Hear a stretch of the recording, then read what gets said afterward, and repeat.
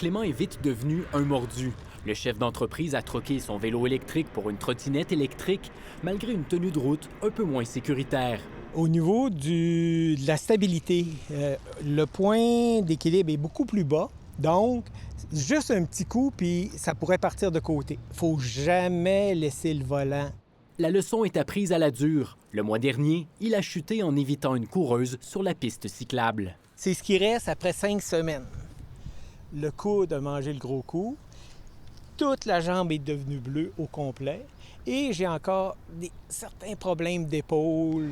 Sacha s'en sert aussi pour aller travailler et constate que les risques sont bien réels. J'ai déjà foncé dans un auto. J'allais trop rapidement, je suivrais trop vite, j'étais distrait.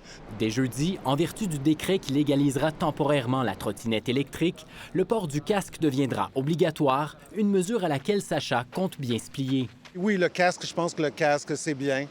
Parce que je considère que c'est un peu plus... je considère ça plus dangereux que le vélo.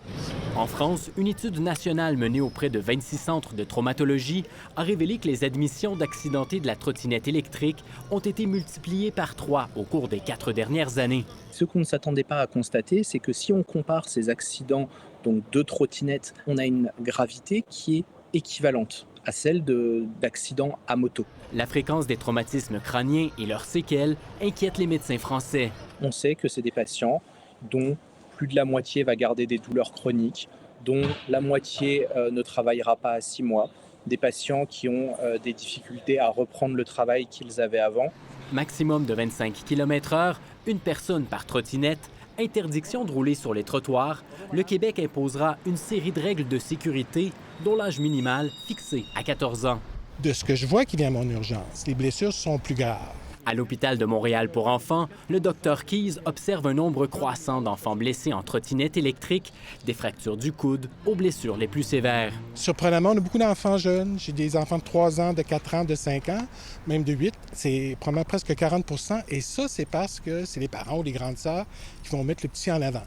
Clément croit qu'un encadrement serré des trottinettes électriques favorisera la cohabitation et la sécurité. Il devrait y avoir des cours, un peu comme les cours de moto, dans les stationnements avec des cônes ou tout cela là. Mais il devrait avoir ça bientôt parce qu'il ne faudrait pas vivre ce que les gens vivent à Paris, où c'est l'anarchie totale. Un scénario catastrophe, s'il s'avérait, qui pourrait dissuader Québec de prolonger l'expérience de la trottinette électrique au-delà de 2026. Ici Jean-Philippe Hughes, Radio-Canada, Montréal.